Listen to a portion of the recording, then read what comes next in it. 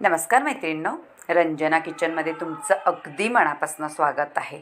आज आपल्याला करायची आहे कोबी आणि बटाट्यापासून छान भन्नाट रेसिपी।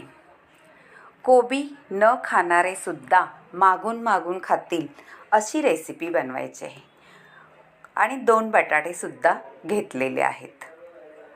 कोबीची भाजी किंवा पराठे, वड्या खूप सारे पदार्थ बनतात, पण आपल्यालाही त्यातलाच एक काहीतरी बनवायचं आहे, पण ते तोंडाला चव देणारा असा पदार्थ बनवायचा आहे।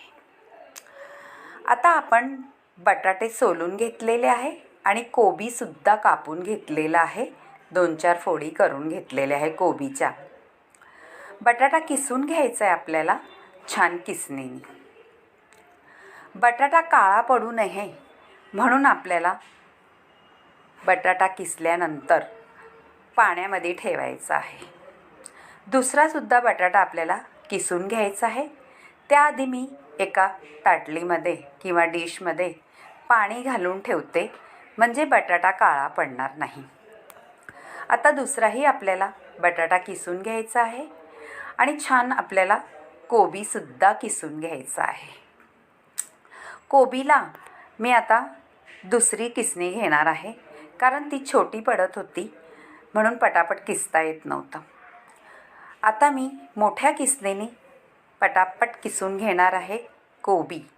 आणि कोबी अशा प्रकारे तुम्ही किसला तर झटपट किसून होतो, कापायला थोडा वेळ लागतो आणि किसल्यानंतर कोबी छानच एकदम रेसिपी होते त्याची।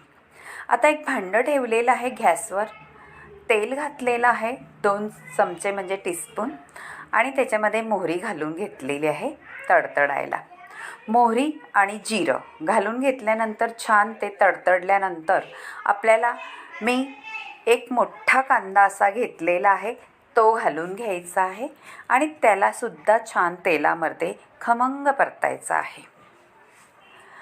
तुम्ही कांदा जेवढा परताल छान खमंग, तेवढी रेसिपीला अगदी मस्त टेस्ट येते।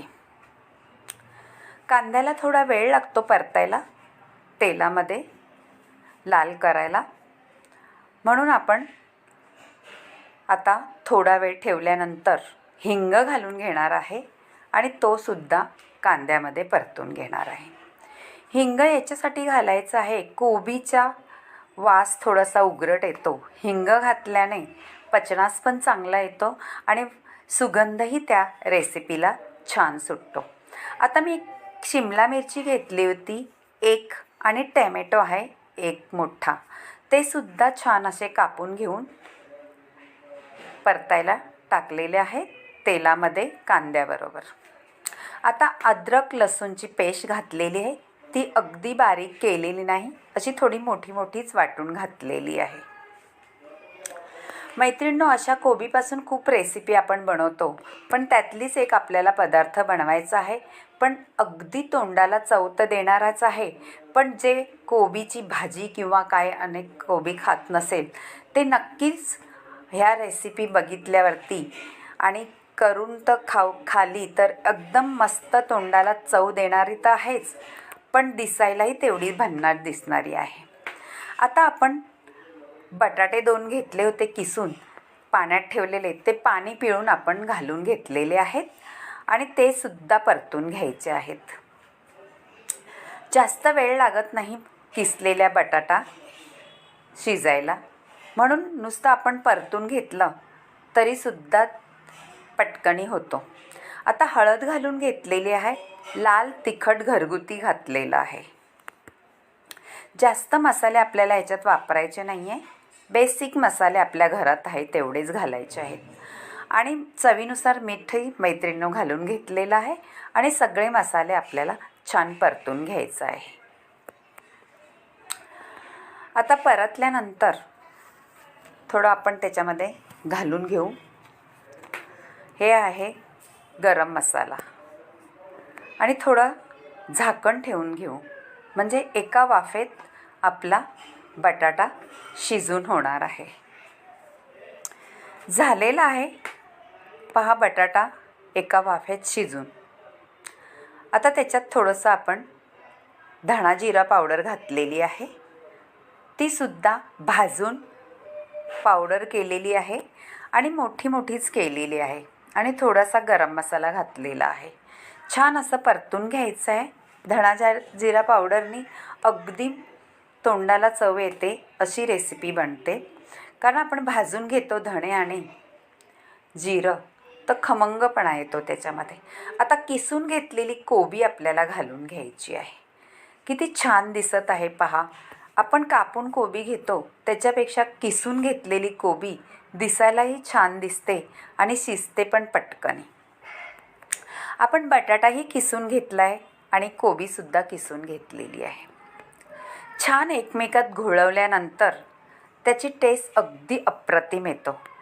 पहा मैत्रिणी, तुम्हाला अशी जर कोबीची भाजी आवडत असली तर नक्की करून पहा.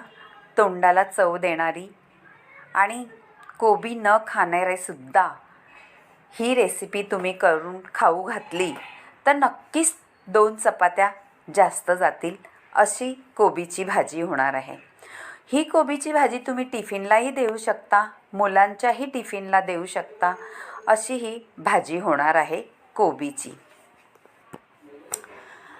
अगदी पटकन होणारी तर आहेच आणि एका वाफेत शिजणारी आहे. नक्की करून पहा आणि रंजना किचनला लाईक करा, शेअर करा, कमेंट करायला विसरू नका मैत्रिणींनो, आणि सबस्क्राईबही करा. बाजूला बेल बटन आहे.